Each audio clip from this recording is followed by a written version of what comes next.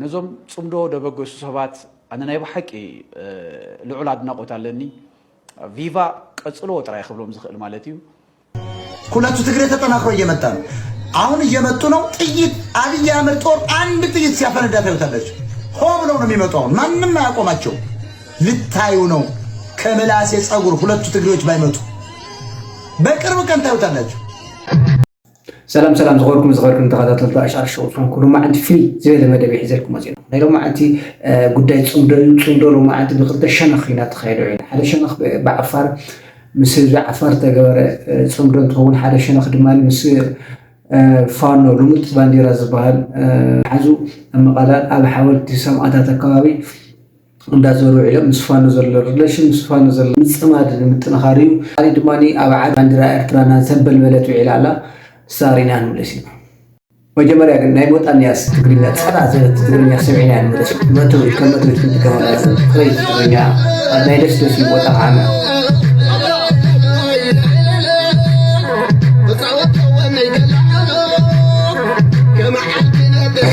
يا أبعد وكاويا باندرا إرترانا تنبربلت إعلانيا أزيد ماني وصيت نايس مدريو أساسكي فرينا ينقلس أزيد ماني عفر نار بريتي بزوال أزال خالي تقارص بفيلي بيدان ليو نسو هايتنا وغنزل أزيد بموال تقارص أيو نسو رينا نمرس موني تزوال أزال بيدخ مثلا إسكاوش عقل زيرينا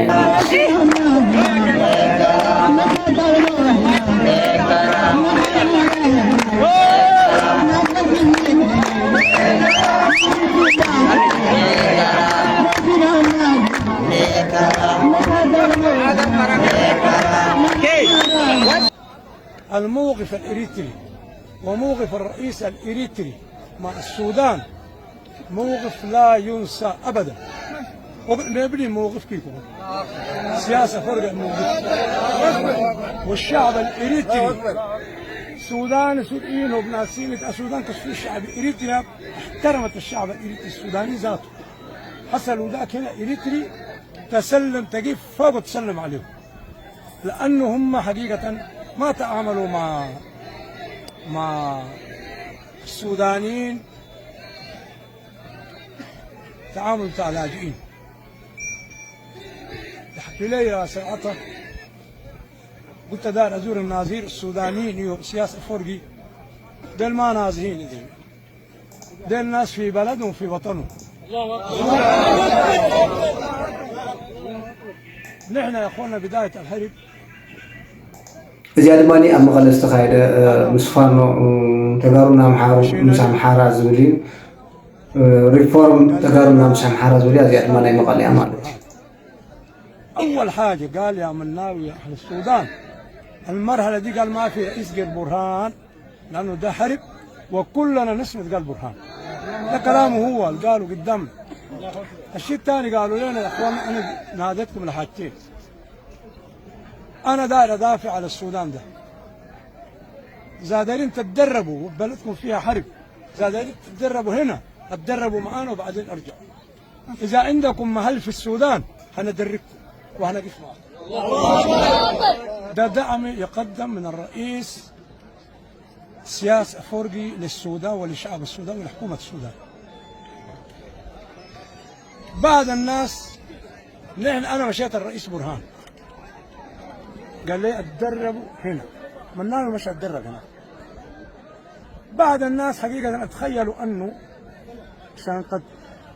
قالوا نحن ما مع الجيش ما مع حكومة وكده وبنوا على تدريب لمناطقنا اللي هناك في المناطق في اريتريا ونحن الزول اتدرب في اريتريا ولا اتدرب في شيء هنا واحد لانه المصير بتاعنا واحد اريتريا ونحن موقفنا واحد وهدفنا واحد لكن انا حقيقة اذا في ناس بيقولوا للناس اذا مشيتوا بلدكم واذا وقفتوا مع جيشكم وحميتوا مناطقكم وحميتوا اهلكم نكلم لكم الاريتريين عشان يقبضوكم يا انتم براء والله اخطاوا في حق اريتريا والاريتريين المفروض ما يتعاملوا معهم ذاته وهن اريتريا ما في بيناتنا فواصل ولا احجبه الناس اللي يقولوا الاريتريين يقبضكم نكلم يقبضوكم طيب الاريتريين وكداريه يقبضوا الناس المشوا الإريتريين هم ما توسطوا بين الأحزاب الثلاثة دي وبين الجيش السوداني، وبعدين هم رضوا بأنه يخشوا الجيش.